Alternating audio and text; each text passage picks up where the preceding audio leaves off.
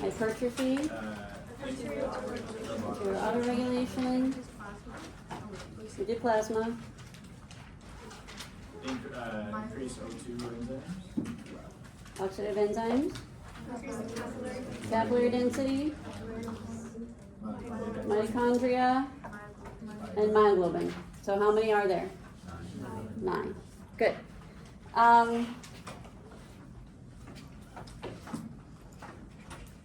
Trained person and an untrained person both jogging at 6 miles per hour. How does the trained person's VO2 submax, or the trained person's oxygen consumption, compare to the untrained person at 6 miles per hour? Higher, lower, or the same? Same. Why?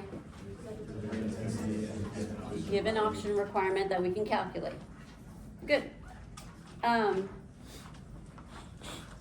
does the trained person's resting heart rate compare to the untrained person with endurance training? Lower. Why? Higher parasympathetic nervous system activity, higher vagal tone, so more signals from the vagus nerve acting on the SA node, which slows it down. Good. Trained person and untrained person both running at 6 miles per hour. How does the trained person's submax heart rate compare to the untrained person? It's lower. Why? Less epinephrine secretion. And because they had a lower resting heart rate, so it's not going to get as high as fast. Good. How does a trained person's lactate threshold compare to the untrained person after endurance training? Higher. Why?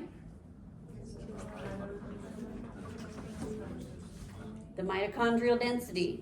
So we can accept more hydrogen and electron. We do less reduction of pyruvate, less production of lactic acid. We understand why bicarbonate buffer does not belong there. We're talking about endurance training specifically. All right, let's go to anaerobic training. What's the test for anaerobic fitness? The Wingate test. And what are we testing there? Power. Mean power on the Wingate test is our measure of anaerobic fitness. Okay. If you train in the ATP PCR system, what primary adaptations can you expect to see? Hypertrophy. And what comes secondary with that? Strength, speed, and power. Okay. Is that where we stopped and we didn't start glycolysis? Did we do the workout for glycolysis? We just didn't do aerobic. Okay. So if you train in anaerobic glycolysis, give me an example. Actually, let's do ATP PCR. If you train in, give me a specific example of how you could train in the ATP PCR system. Janelle. Sprint. Make sure you say all-out sprint because we can sprint in glycolysis. So all-out sprint for about 10 seconds, rest for about 3 minutes, and repeat. And we talked about the adaptations. Okay. Give me a specific example of how you could train in anaerobic glycolysis. Burpees for 2 minutes. And then run up and down the stairs for 2 minutes. Are we going to rest though? Yes. How long are we going to rest for? 30 seconds. Okay. So burpees for 2 minutes, 30 seconds rest, and then running up and down the stairs. And then rest. So you need to be able to give me a specific example with specific exercises, how long the work interval is, how long the rest interval is. Can you review real quick, like the resting time? Does it Yes. varies between? So there's not one work to rest ratio that is correct. It can be 1-to-1, where the work and the rest are the same length. It can be 2-to-1, where the work is twice as long. It can be 1-to-2, where the rest is twice as long. Rest can be 10 seconds, rest can be 30 seconds, 45 seconds, 60 seconds, a minute, 2 minutes, 3 minutes.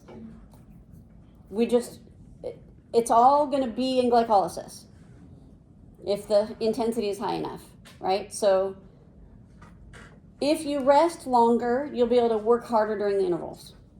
That's more mechanical stress. If you rest shorter, you build up more metabolic fatigue during the intervals. They're both fine. So there's not a wrong way to do it really, except if not having rest would be bad.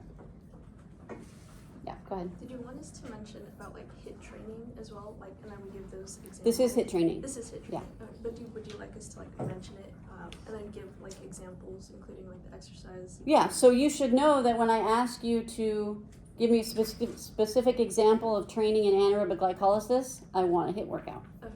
So it's going to be high intensity, and the number I gave you was really the heart rate should be at 85% of max or above during that work interval. And then rest. The rest can be as long or as short as you want, depending on whether you're trying to create metabolic fatigue or mechanical fatigue.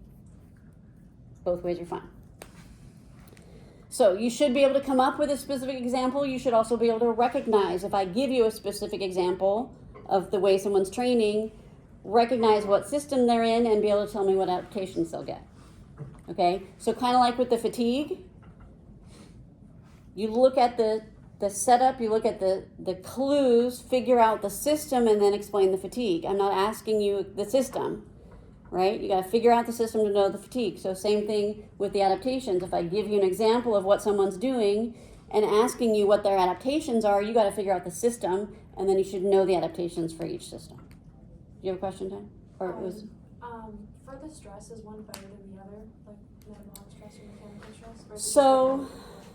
In resistance training, I mean, it depends what your goals are. In resistance training, the mechanical stress is generally better, which we'll get to in that chapter, which is coming up. It might even be, I think that's actually today. For HIIT training, it doesn't matter either way, they're going to be great. Okay, for training in glycolysis, what were our primary adaptations? Increased by carbon buffer equals glycolytic resistance. Secondary Strength, speed, power. goes with which primary one? Strength, speed, power. Goes with which one? Okay, you should be able to explain that. And then this, we didn't put secondary, just the efficiency of the system. Good. All right, so now we're on aerobic. We've already done aerobic. Name 9 adaptations to aerobic training. We already did that. Okay, so that goes there. So when I first asked it during our review, I didn't say name 9 adaptations, because I know when I say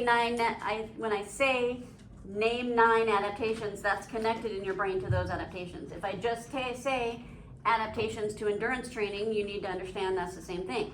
If I say this person is swimming 3 miles a day, 5 days a week for 6 months, what are some adaptations they'll see? You need to know that's endurance training and list those 9 adaptations.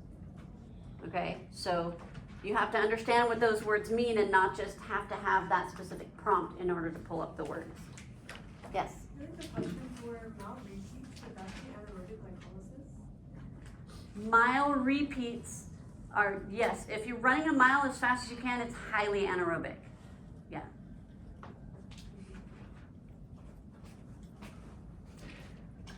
Okay. So we finished chapter 12, basically. Okay, there's one more thing I need to add on there, which is active recovery. And then if somebody could pull up the study guide and just make sure I didn't miss anything in chapter 12. How many classes do we have left after this?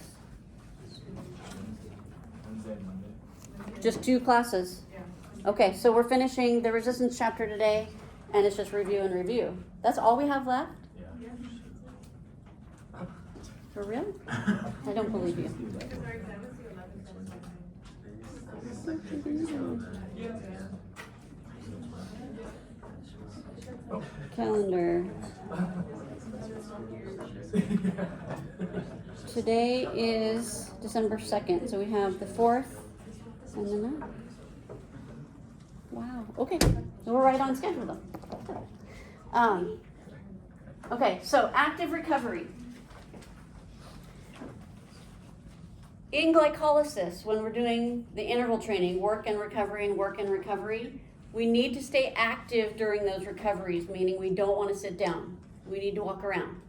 So we've talked about this once before when we talked about venous return mechanisms. And we talked about, we already know when people come sprinting across the finish line, we're all trained to say, no, don't sit down, you have to keep walking around.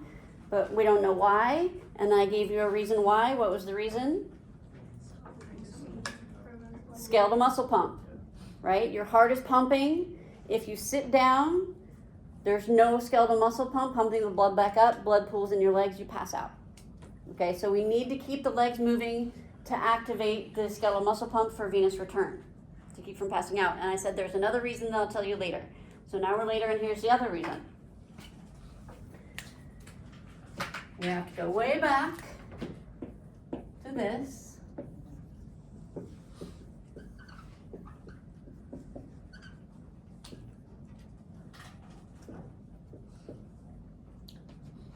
Six fates of lactate, what are they? Buffer, kidney, heart, liver, other muscle, same muscle. Did I get them all? So now we're going to talk about same muscle and other muscle. What's the enzyme that goes here? Lactate dehydrogenase. This reaction goes in both ways. Lactate dehydrogenase works in both ways. That enzyme can convert pyruvate to lactate, and it can also convert lactate to pyruvate. So, this lactate can go right back into the muscle where it was created. What's the benefit of that? Two benefits of that. One, it clears the lactate from the blood. What else does it do? If it comes back in here, where's it going to go? And then what are we going to do from it? Create more ATP. Take it through the Krebs cycle, electron transport chain, create more ATP. In fast twitch fibers, lactate dehydrogenase prefers to work in this direction, converting pyruvate to lactate. Fast twitch fibers work aerobically or anaerobically? So they're the ones that are producing most of the lactic acid. So this makes sense. The anaerobic fibers, the fast twitch fibers that work anaerobically, are producing the most lactic acid. Their lactate dehydrogenase prefers to convert pyruvate to lactate. Slow twitch fibers, the lactate dehydrogenase prefers to work in the other direction. So here,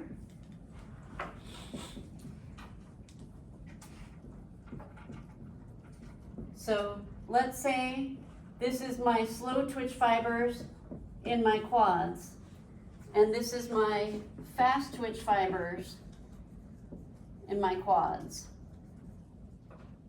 I just sprinted. My fast twitch fibers are converting pyruvate to lactate. If I now finish my sprint and walk, which fibers am I contracting when I'm walking? When you contract your slow twitch fibers, it sucks in the lactic acid into the slow twitch fibers, converting it to pyruvate, bringing it into the mitochondria to create more ATP from it. So your slow twitch fibers are going to clear your lactic acid when you activate them. So let me give this example again. You just sprinted in anaerobic glycolysis. Your quads are burning from lactic acid. You're breathless, trying to clear the carbon dioxide, right? You cross the finish line, you keep walking. Now the slow twitch fibers in your legs are contracting, which activates the lactate dehydrogenase in the slow twitch fibers, which brings the lactic acid out of the muscle, out of the blood into the muscle, clearing it from the blood and creating ATP from it. So active recovery, just meaning doing low intensity activity after the anaerobic activity, is helping you clear the lactic acid. So that's one of the reasons we want people to keep walking after they come across the line. When you're doing those high intensity intervals in anaerobic glycolysis, you should not be sitting down or even standing still during those recoveries. You should be walking around or doing something lightly active, even if it's in your arms. Okay, it's going to help clear. If you ever watch NBA games, just recently in the past few years, they have a stationary bike. And when they pull someone off to rest them, they don't sit on the bench, they sit on the bike. And people who don't know anything about physiology would say, he needs to rest. Why are you making him ride a bike? Just let him sit on the bench. But they now employ physiologists. And the physiologists will tell them they will recover faster if they're doing light activity. So they sit on the bike and just pedal against hardly anything. Slow twitch activity clears lactic acid. My son, when he would race, during track season, he did the distance events. So he raced the mile and the 2 mile. If he only has an hour in between those two events, when he crosses the finish line after the mile, he's collapsing. He's so exhausted. And that's highly anaerobic. All he wants to do is go sit under the tree and rest for his upcoming race. So because he has me as a mom, he has to do cool down laps. Because I know that doing cool down laps is going to leave him more prepared for his next race.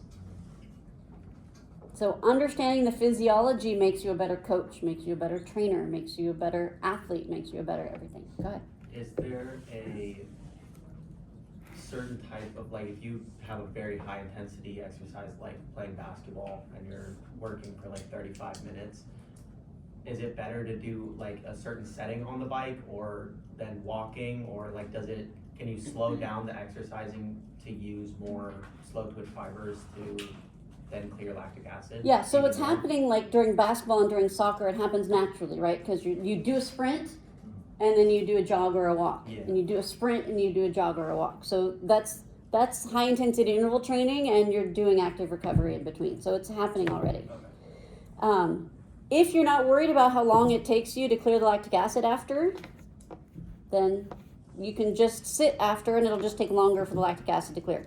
But I think I gave you this number last week. If you drop your pH levels down to intolerable levels, did I tell you this last time? It can take 30 minutes to get back to normal. So if you don't have anything going on after, then it's fine. But if you have another race or something else you're trying to do, or another interval coming up, you want to be active to help clear it faster. Yes? So I'm very curious because I've seen some people do like HIIT training and then just go straight to static stretch. Isn't that like bad at the same time for like? I mean, cardiovascularly, it's good to do a cool down, right? Because you're in the epoch. If you just stop high intensity exercise, then you're going to have that big epoch that's uncomfortable. But having the lactic acid accumulation in your blood is not going to hurt you. It's just going to impede the next exercise you're trying to do. So if you're done exercising, you don't care how long it takes you to clear it, then it's fine. It's not, the lactic acid accumulation is not causing the muscle soreness, which I'm going to talk about in a minute because that's in this chapter. It's not causing the muscle soreness.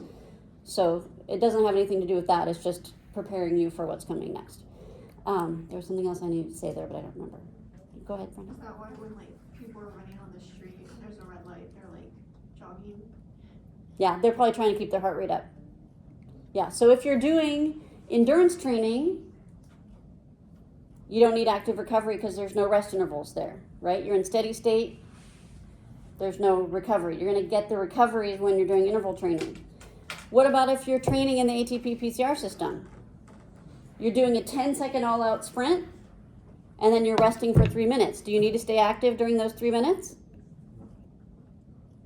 Is there lactic acid to clear? No. You weren't in glycolysis. So it's not as important. Active recovery is not as important in between those sprints. You still don't want to get cold and stiff, so you don't really want to just sit, but we're not trying to clear lactic acid. Yes? I've seen forms of recovery after people do like highly anaerobic work where they're sitting down. It's called Normatec. Have you ever heard of that? Yeah, that's compression. Is that like That helps with venous return. Okay. Yeah, the whole point of those Normatec things is increased venous return. It's like wearing compression, but it's like more active compression. Some of them have cryotherapy in them as well. What is that? It's like getting in an ice bath. Yeah. Probably some of them heat as well, I'm not even sure. You can do cold, you can do heat, or you can just do compression. Go ahead. Would it be beneficial for a boxer to be on a bike in between Yeah, no, the specificity of the muscle doesn't matter because you could sprint, build up the lactic acid in your legs, and then do an arm ergometer to clear it in your arms if you wanted to. So, would a boxer? I don't see why not. Physiologically, I mean, there's a mental side to it too, right? They probably need the coaching and the motivation and stuff in between the rounds as well. So, but they could do it sitting on a bike. That would be an interesting change in the sport to have people do that. What if Mike Tyson would have done that? Would things have been different? It's a good question. We should have a rematch and let him do that in between. All right, any other questions on anything from this chapter? That was a big chapter. All right, we're moving. Yes, go ahead. So both the same and other muscle, is it both the same thing where the fast twitch fibers are spreading the lactic acid into other slow twitch fibers? Yes, so more lactic acid will go into the other muscle than into the same muscle because it's likely the fast twitch fibers that are producing it and the slow twitch fibers that are uptaking, but it is possible to bring it back into the same muscle as well. But not while it's producing it. It would be during recovery. Yeah. All right, last chapter is resistance training, which seems to be everybody's favorite chapter. So, let me clarify a few things. When I talk about resistance training, I'm talking about heavy resistance training, typically 12 reps or less. And when I say reps, I pretty much always mean reps max. Okay, never stopping at 12 because Flex said to do 12 reps. You're stopping at 12, but you could do 15 or 20. You're not doing much of anything. Okay, you're stopping at 12 because you failed the 13th. So that's what I mean when I say 12 reps or less. The weight is heavy enough that you cannot do more than 15 reps. That's what I'm talking about when I'm doing resistance training. You can do more reps than that, but that's more endurance based, which is not what I'm talking about. Okay, so there's a graphic that I posted on Canvas for you to look at. It's called the hypertrophy continuum, and it basically says for continuum of reps what major adaptation you're going to get. So there's strength, there's hypertrophy, and there's endurance. Okay, strength is maximum force production in your 1 rep max. So it's the maximum amount of force you can produce for 1 repetition. Hypertrophy is an increase in size. Those two things normally go together. But it is possible to have increases in strength without increases in size.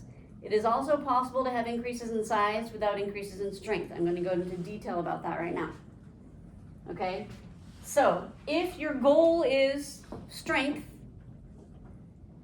you should be failing between 1 and 6 reps. If your goal is hypertrophy, you should be training between 6 and 12 reps, max. Meaning you can't do more than that, not just choosing to stop. Okay, so if someone's training you or you're training someone, you shouldn't be telling them how many reps to do. They should have an idea of where they're trying to fail, but always doing as many as you can. And let me explain why. I like to use bicep curls or bench press as an example. So let's say I'm doing bicep curls. Let's say my trainer gives me weights and says do 10 reps. So I do 10 reps. I stop because my trainer said 10. Every time I come in, he tells me to do 10 reps. One time he tells me to do 15 reps, so I do 15 reps. One time he tells me to do 8, so I do 8, but I'm using the same weight every time. Does this make any sense? No. My goal is hypertrophy, I want to have big guns, I want to fail somewhere between 6 and 12. So my trainer's job is to figure out what weight is appropriate for me to fail in that range. So the first time he trains me, he's going to try me with different weights. Okay? We figure out, let's say with the 10-pound dumbbell, I can do 10 reps and I failed 11. So it looks like this. 8 is a struggle. 9 is a struggle. 10, I barely finish, and 11, I fail. That's my weight. And every time I train with that weight, I'm doing as many reps as I can. At some point, I'm going to get the 11th rep. At some point, I'm going to get the 12th rep. At some point, I can get the 13th rep. Once I'm getting above 12 reps, what do I need to do? Go to the next weight. Now I'm back down maybe 8. But I'm not stopping at 10 because he told me 10. I'm doing as many as I can, but I'm in this range. So I've gone up in weight, now I can only do 8 reps. Eventually I'll do 9, eventually I do 10, eventually I do 11. As soon as I get past 12, I go up to the next weight. This is progressive overload. If you're deciding the number of reps before you start, you'll never get stronger. You have to do as many reps as you can so that you get the challenge as you get stronger. Okay? So you decide your rep range based on your goal, and then with each exercise you have to figure out what is an appropriate weight for you to fail in that range. And then you go as close to failure as you can safely and willingly go. Safer with a spotter on some exercises. If you don't have a spotter, I don't go all the way to failure. Some exercises where you can drop the weights, you can do it without a spotter. The closer you get to failure, the more bigger the risk of injury. So you have to weigh that as well. But I drew that continuum for you guys before, right? So this applies to resistance training as well. The closer you get to failure, the more adaptations you'll see. So if you're stopping at 10, but you could do 15, you're not going to get stronger. You're not going to get bigger. Okay, so you can also decide on your weight based on a percentage of your 1 rep max. So you could say, I know you can lift 100 pounds on your bench press one time. I want you working at 75% of that, so I want you lifting 75 pounds. That's another way to determine how much weight to lift. The problem is, for 1 rep max, we maybe do it on bench press and back squat, if we do it at all. So how do you figure out how much weight to use on your biceps? How do you figure out how much weight to use on all the other exercises if you don't have a 1 rep max? So this is how you do it. Decide your rep range, trial and error, figure out the appropriate weight to fail in that range, and then always go to failure as close as you can. Questions on that? Yes? Is there a certain amount of weight that's recommended? So once you, like, let's say you're doing bicep curls with the 60-pound easy curl bar, and you finally get that 13th rep. Is there a increment you need to increase by, or is it just kind of play around? No, I mean, if you're using dumbbells, you don't have a lot of choices. Yeah.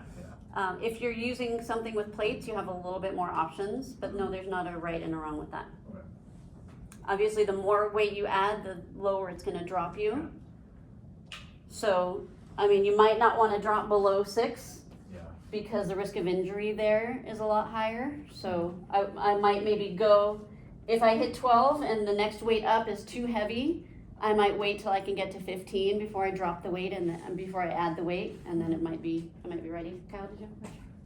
I think I know the answer, but there's a lot of like hype behind like doing partial reps of things at the end of like once you fail to do a full rep. My guess is that like it's obviously then you're like going into the safety aspect and injury of certain things. So doing a partial rep after failure is similar to doing a forced rep. Yeah. So a forced rep would be basically having assistance to do more reps. So let's say I'm doing an overhead press or a military press with a bar, and I'm struggling, and then I can't do another one. I can make a push press with my legs, right? So I can push it on the way up and lower it down. So that would be a forced rep. Or if I'm doing a bench press, I'm struggling and I fail, and then my trainer puts 2 fingers on the bar and helps me up. So I can't quite do it with myself. I'm getting a little bit of assistance. A forced rep is similar to what you're doing. So you'd just be doing a partial rep by yourself.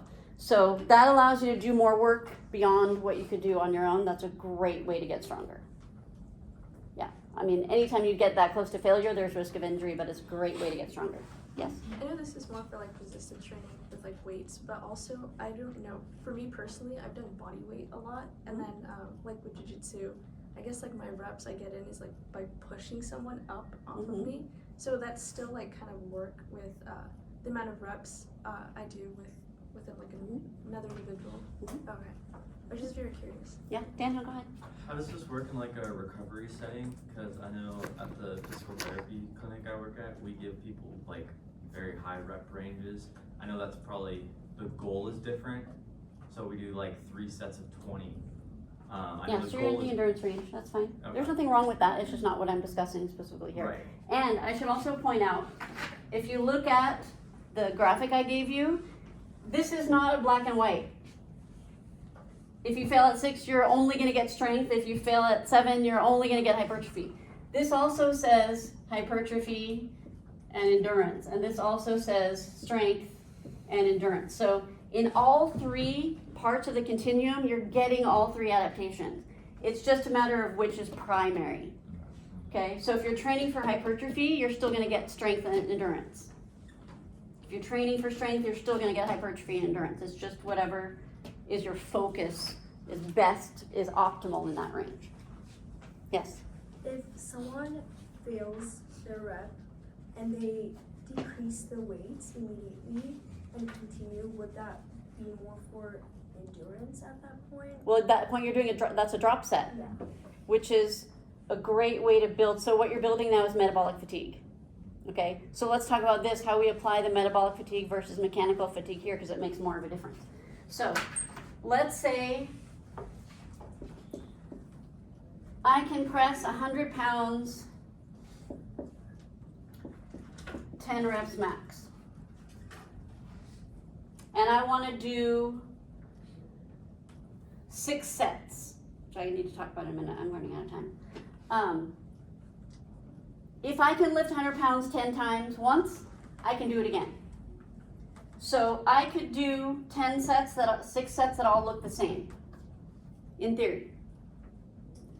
If I go to do my next set and I only get to 8, what happened? fatigue. From what? What system am I in? This is going to be anaerobic glycolysis. If you want to do resistance training in the ATP PCR system, it's about 3 reps or less. Anything above that is going to be glycolysis, and how will you know you're in glycolysis? If your muscles are burning, what system are you in? Okay, so most of us when we train are training in anaerobic glycolysis will have lactic acid accumulation. So the 3 minutes doesn't necessarily apply when we're lifting above 3 reps because it's not ATP PCR, although that's involved, okay? The systems are not black and white, so we will get some ATP PCR activation from this, but we will get fatigue from hydrogen. So if I know I can lift it 10 times, but I only get to 8 on the next set, it's because there's some type of fatigue, which is probably hydrogen. I could rest a little bit longer, okay? So if I want every set to look the same, I've got to rest long enough to be able to lift it exactly the same. Or if I do a shorter rest, I could keep the weight the same, do a shorter rest, so my next set, maybe I get to 8 reps. My next set, maybe I get to 6 reps. My next set, maybe I get to 4 reps. That's building metabolic fatigue. With short rest, the lactic acid is going to build up. Each subsequent set is going to feel harder and harder. That's metabolic fatigue. If I rest longer and keep every set the same, I'm doing more work, right? If I lift 100 pounds 10 times, 6 rounds, I'm doing more work than if I lift 100 pounds, 10, 8, 6, 4. Does that make sense to you?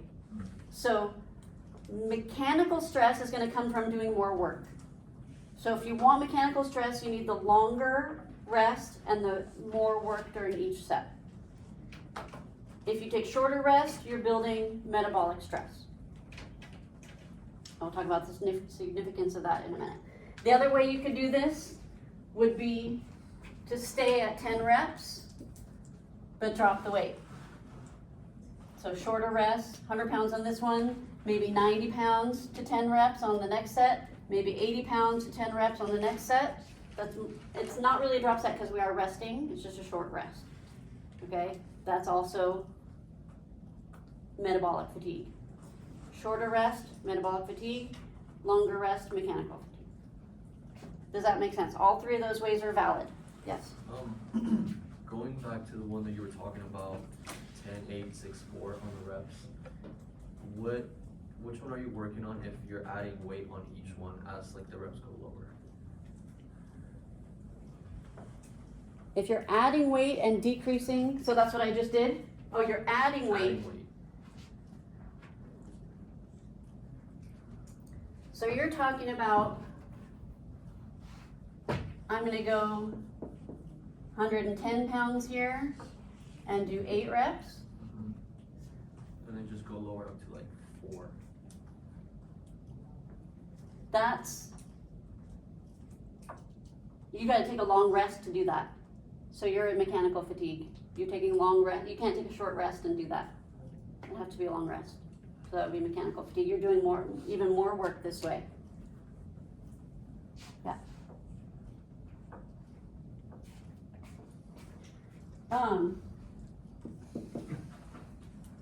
You guys know the FIT principle? You heard of that before? Frequency, intensity, time, and type. If you have me for lab, I went over this in lab. I just want to throw this at you real quick for strength training. F is for frequency, how often you should be doing strength training. For beginners, 2 to 3 days a week. 2 days a week is considered maintenance. You really have to hit a 3rd day to see improvements. 4th day better, 5th day better, 6th day better. This is every major muscle group though. Every major muscle group should be trained 2 to 3 days a week. So if you're doing full body every time you go into the gym, you can go in 3 days a week and do full body. If you're doing splits, Monday you go in and do lower body, Wednesday you go in and do upper body, Friday you go in and do full body. Every major muscle group is only getting hit twice. So if you're doing splits, you need to go in more often to make sure every major muscle group gets hit at least 3 times if you're trying to get stronger. Okay? Intensity, we just talked about. Intensity is how many reps you're failing at, right? So if your goal is hypertrophy, it's 6 to 12 reps max on any exercise. If you have a different goal, you have a different rep range. Time will be how many sets per muscle group. So sets for a beginner would be 2 to 4 sets for beginners, 4 to 6 sets for intermediate, and 6 to 12 sets for advanced. This is per muscle group, not per exercise. So you need to know what muscle groups you're working in each exercise. For example, let's say I do 3 sets of 10 bench press. 3 sets of 10 reps max bench press. What major muscles am I working? Pectorals, Anterior delts. triceps, anterior deltoid. You need to know that. So I'm getting 3 sets for my pecs, 3 sets for my triceps, 3 sets for my anterior deltoid. Then I'm going to do 3 sets of 10 rep max on the chest fly.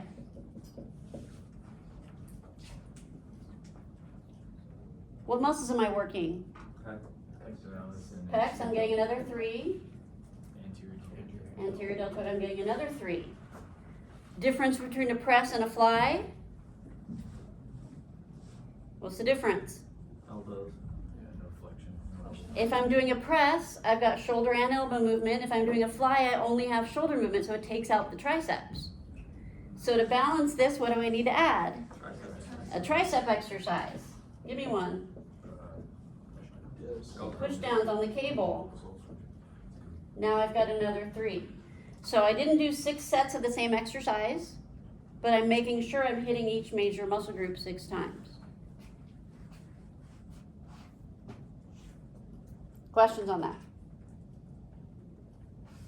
I've seen people recently when they're designing workouts, like for a bench press, they'll do 3, they would consider it as 3 sets for the pecs, and then they'll consider each set as like a half for triceps and anterior deltoids. Do you have a I mean, because the pectorals are the primary mover and the others are synergists. So that's getting really specific with it. okay, so Yeah, if they want to do exercises they're only going to count an exercise for a muscle group if that's the primary mover. They're going to be in the gym for a long time, which some people do. I'm not going to be able to finish this chapter today, but I'll do my best. I will make sure you get all the information. I'll just push it on to Wednesday. Okay, we have to actually get into, none of this is content from the chapter. This is all just stuff I like to add because it's fun and important. So let's talk about what's in the chapter. So when a person first starts resistance training, they will see increases in strength very quickly, but they will not see a lot of hypertrophy. So in the beginning, you're going to get increases in strength without hypertrophy. Let me tell you how that's possible. These are neural adaptations.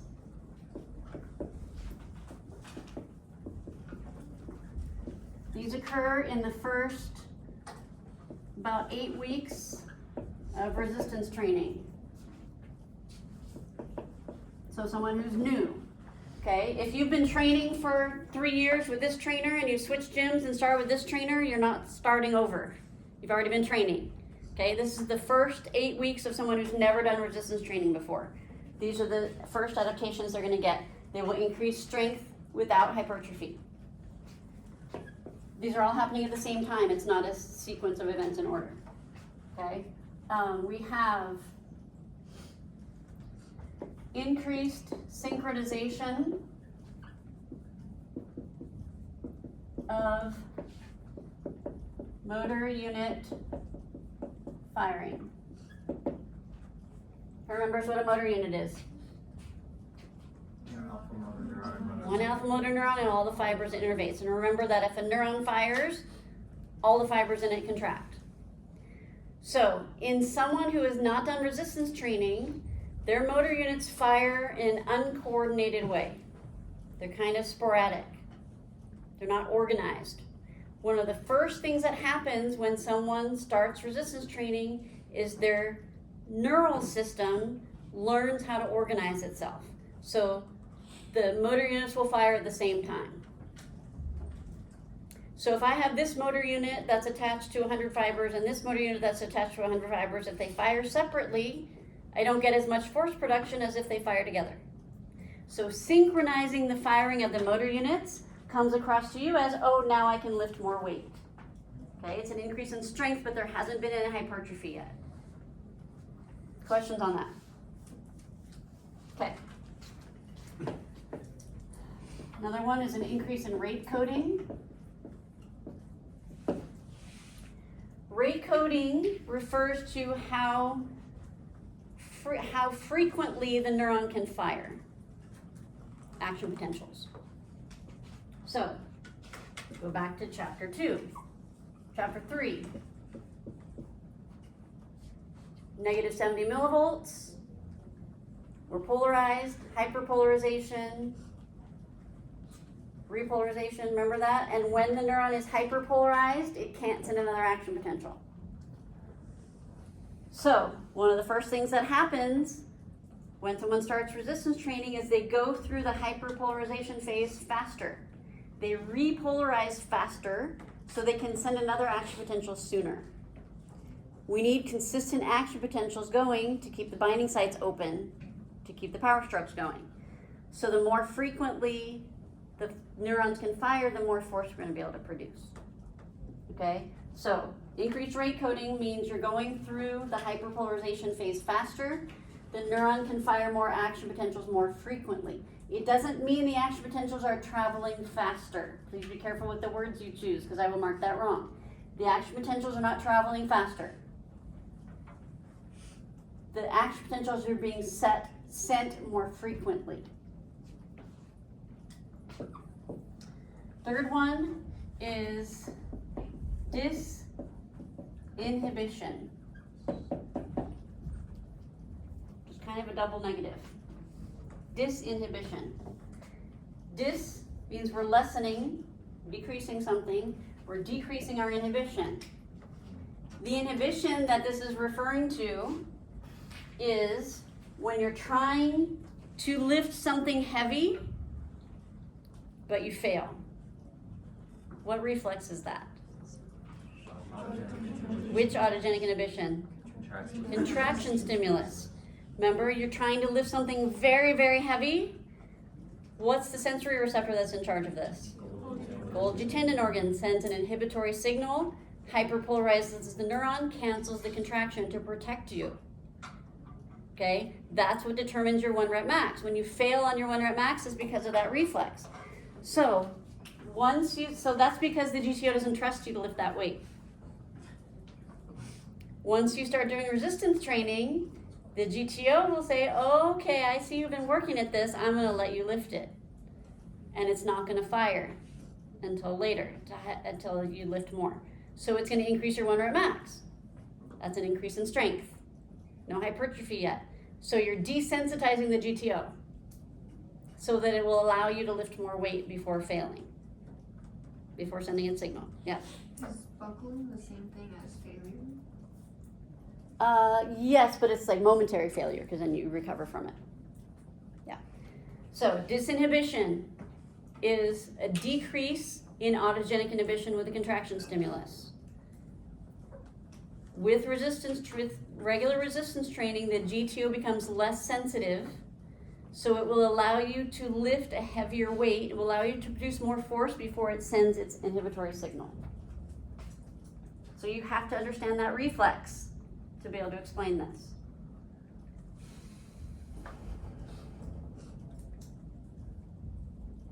Okay, I have time to give you one more piece of information and then we gotta do the rest on Wednesday.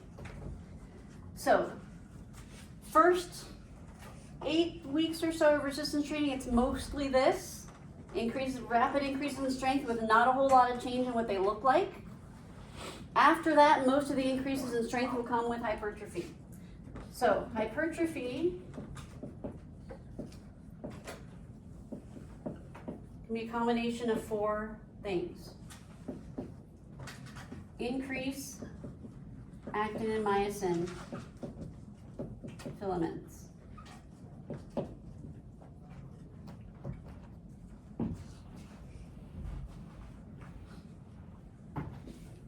Drawing from day 1.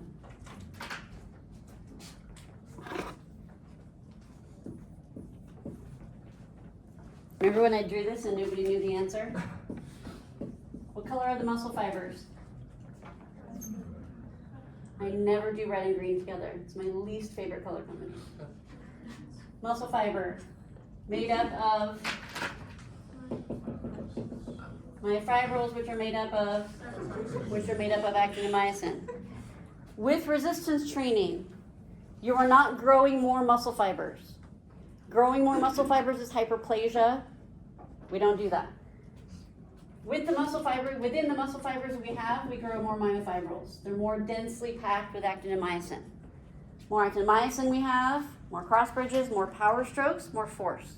So that's why an increase in the size of the muscle tends to go with an increase in strength. So if you're getting increase in actin and myosin filaments, you're also getting increase in myofibrils. These will cause increases in force production and strength as well. And that's what usually happens. But it is possible to get increases in size without strength. The way you do that is by increasing your sarcoplasm. Remember, the sarcoplasm is the jelly-like substance that the fibers are floating in. If you get more of that, your muscle's bigger. You can't tell from the outside if my massive biceps are big because of actinomycin or big because of sarcoplasm. So bodybuilders who care more about size than strength don't care if they're getting sarcoplasmic hypertrophy because they're big. Powerlifters care because powerlifters are competing with how much weight they can lift. So powerlifters would prefer to get strength, they don't care about hypertrophy. Bodybuilders just want hypertrophy, they don't care. So, sarcoplasmic hypertrophy is what you're more likely to get if you do metabolic fatigue. This is where we talked about mechanical fatigue is more likely to give you strength along with the hypertrophy. So that's doing more work, lifting heavier weight, taking longer rest. If you take shorter rest and you build up the lactic acid, metabolic fatigue, you're more likely to get sarcoplasmic hypertrophy. So you'll get bigger without necessarily getting as much stronger. And then we can also get increases in connective tissue, which is like your tendons and ligaments get thicker and stronger as well when you do resistance training, which helps reduce injury. Okay, so I'm out of time. So on Wednesday, I will talk about delayed onset muscle soreness and just a couple other things.